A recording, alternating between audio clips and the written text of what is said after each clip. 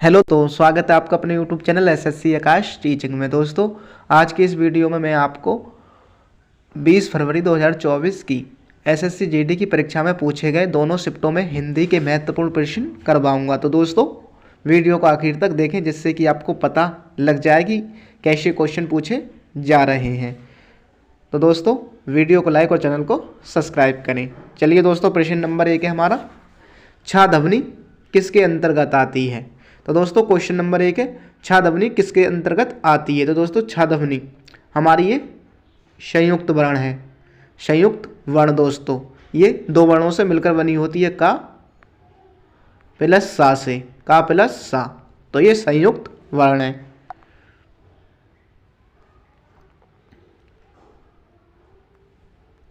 अगला प्रश्न दोस्तों, जिसकी आशा ना की गई हो उसे क्या कहा जाता है। तो दोस्तों, जिसकी आशा ना की गई हो उसके लिए एक शब्द है अप्रत्याशित।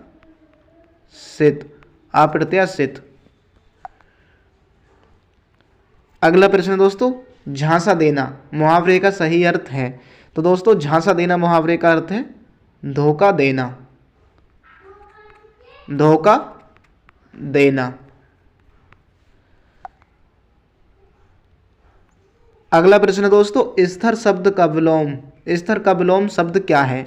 तो दोस्तों, स्थिर का विलोम शब्द है अस्थिर। अस्थिर। ऑप्शन अस्थिर हमारा राइट आंसर होगा दोस्तों, अस्थिर। अगला प्रश्न दोस्तों, हाथों से लिखी प्रति के लिए एक शब्द है। तो दोस्तों, ये क्वेश्चन हमारी सुबह की शिफ्ट में पूछा गया था। हाथों से लिखी प्रति के लिए एक शब्द है। तो दोस्तों, हाथों से लिखी हस्तलिपि। हस्तलिपि। ऑप्शन ए हमारा राइट आंसर होगा दोस्तों, हस्तलिपि। अगला प्रश्न दोस्तों, उदार, ये दोस्तों हमारी सेकंड शिफ्ट में पूछा गया था। सेकंड शिफ्ट में उदार का पर्यायवाची कौन सा शब्द है। तो दोस्तों, उदार का होता है विनित। विनित दोस्तों, उदार शब्द का विनित। अगला प्रश्न दोस्तों, दीर्घ स्वर संधि का उदाहरण है। तो दोस्तों, दीर्घ स्वर संधि का उदाहरण है नरेंद्र। ये हमारा गुण संधि का उदाहरण है। गुण संधि का। एक एक ये हमारी वृद्धि संधि का उदाहरण है। वृद्धि संधि का। नयन ये हमारा अयादि संधि का उदाहरण है। अयादि संधि। दोस्तों, पृथ्वी, पृथ्वी प्लस ईस, पृथ्वी से पृथ्वीस, पृथ्वी प्लस ईस से बनी पृथ्वी, ये हमारी दीर्घ संधि के उदाहरण है। इसमें ई का मेल, बड़ी ई का मेल बड़ी ई से हुआ है तो बड़ी ई। अगला प्रश्न दोस्तों, नगण्य शब्द में समास होगा। तो दोस्तों, नगण्य शब्द में समास होगा। तो दोस्तों, नगण्य में समास है तत्पुरुष समास। तत्पुरुष समास दोस्तों, जिसका प्रथम पद गौण और द्वितीय पद प्रधान हो, दूसरा पद प्रधान। और दोस्तों, बहुव्रीहि समास, जिसके दोनों पद गौण हो, दोनों पद गौण, अन्य किसी तीसरे का अर्थ निकालें।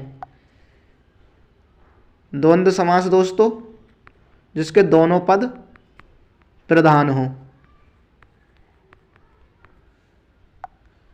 द्विगु समास दोस्तों, जिसका प्रथम पद संख्यावाची हो। संख्यावाची। तो दोस्तों, ये पॉइंट भी याद रखने हैं आपको। अगला प्रश्न दोस्तों, शुद्ध वर्तनी का चयन कीजिए। ये दोस्तों सेकंड शिफ्ट में पूछा गया था। सेकंड शिफ्ट में शुद्ध वर्तनी का चयन कीजिए। तो दोस्तों, उत्सव की शुद्ध वर्तनी है उत्सव। कवित्री की शुद्ध वर्तनी है कवित्री। और दोस्तों, अधम हमारी शुद्ध वर्तनी है और नक्षत्र की है नक्षत्र। तो दोस्तों, ऑप्शन सी हमारा राइट आंसर होगा, अधर्म। अगला प्रश्न दोस्तों, निम्नलिखित में से कौन सा वाक्य शुद्ध है। तो दोस्तों, शुद्ध वाक्य है, मैं गाने की मेहनत कर रहा हूं। गाने की मेहनत नहीं की जाती, मेहनत खेत में होती है। मैं गाने की कसरत, गाने की कसरत भी नहीं होती। मैं गाने की अभ्यास, गाने का अभ्यास तो होता है मगर की अभ्यास नहीं होता। मैं गाने का अभ्यास कर रहा हूँ। ऑप्शन डी हमारा राइट आंसर होगा। मैं गाने का अभ्यास कर रहा हूं।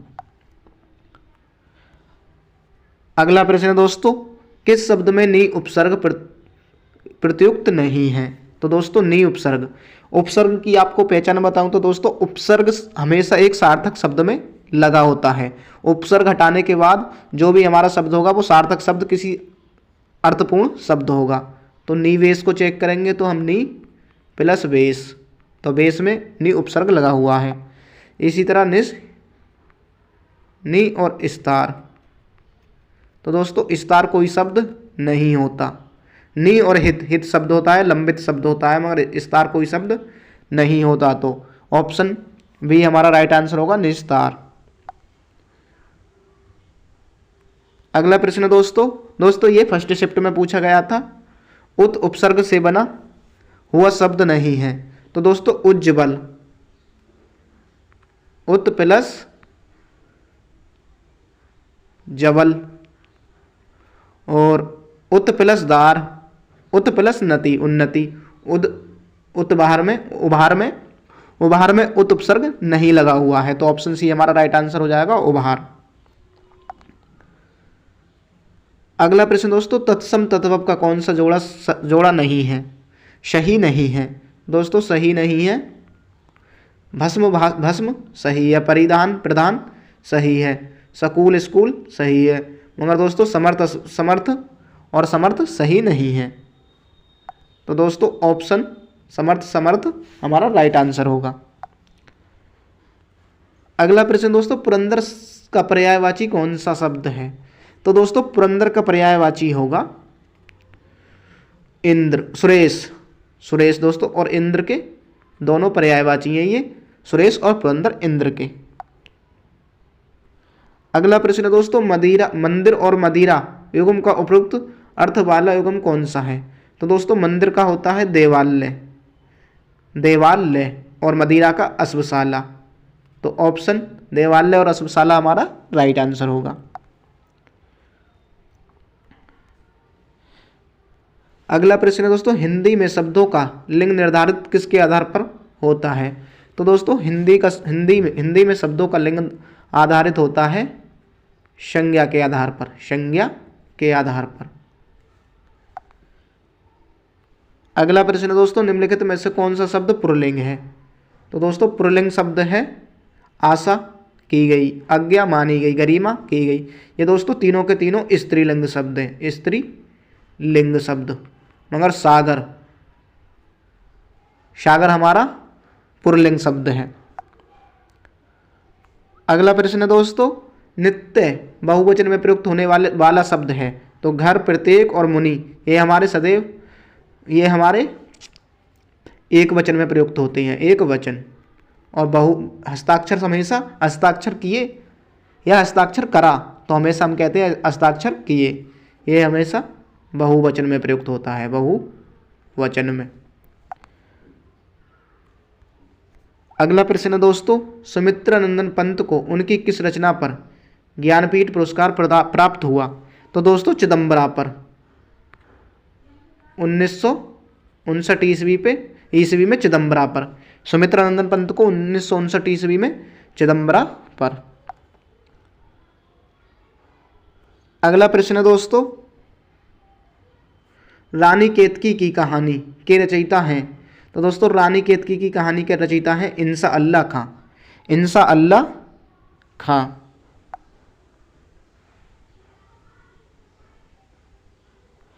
अगला प्रश्न दोस्तों, निम्नलिखित शब्दों में से जातिवाचक संज्ञा कौन सी है? तो दोस्तों जातिवाचक संज्ञा होती है जिसके समान और भी बहुत हों। तो मोहन है दोस्तों हमारी व्यक्तिवाचक संज्ञा, व्यक्तिवाचक। बाजार है दोस्तों हमारी समूहवाचक।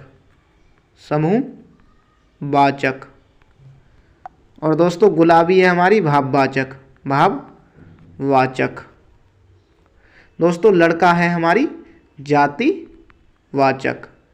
लड़के के जैसे जाने कितने लड़के होते हैं। अगला प्रश्न दोस्तों, सर्वनाम के कितने भेद होते हैं? तो दोस्तों सर्वनाम के भेद होते हैं 6 प्रकार के। तो दोस्तों कौन कौन से हैं? पुरुषवाचक सर्वनाम, पुरुषवाचक, निश्चयवाचक, निश्चयवाचक, अनिश्चयवाचक, अनिश्चयवाचक, पुरुषवाचक, निश्चयवाचक, अनिश्चयवाचक, प्रश्नवाचक, संबंधवाचक, निजवाचक सर्वनाम, निजवाचक। दोस्तों ये 6 प्रकार होते हैं, पुरुषवाचक, निश्चयवाचक, अनिश्चयवाचक, प्रश्नवाचक, संबंधवाचक और निजवाचक।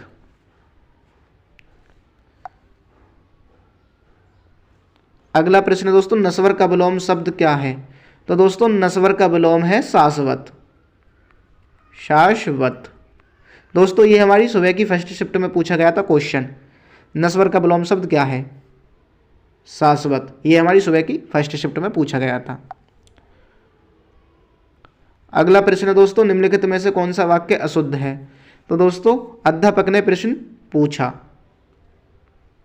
यही हमारा वाक्य अशुद्ध है। प्रश्न किया जाता है, पूछा नहीं जाता। दोस्तों आपको एक पॉइंट याद रखना है, जब भी ऐसा क्वेश्चन आए कि अध्यापक ने शिष्य से प्रश्न पूछा नहीं, किया जाता है। ये पॉइंट आपको याद रखना है। अगला प्रश्न दोस्तों, पीछे पीछे चलने वाला वाक्यांश के लिए एक शब्द है। तो दोस्तों पीछे पीछे चलने वाला अनुगामी। ऑप्शन बी हमारा राइट आंसर होगा, अनुगामी।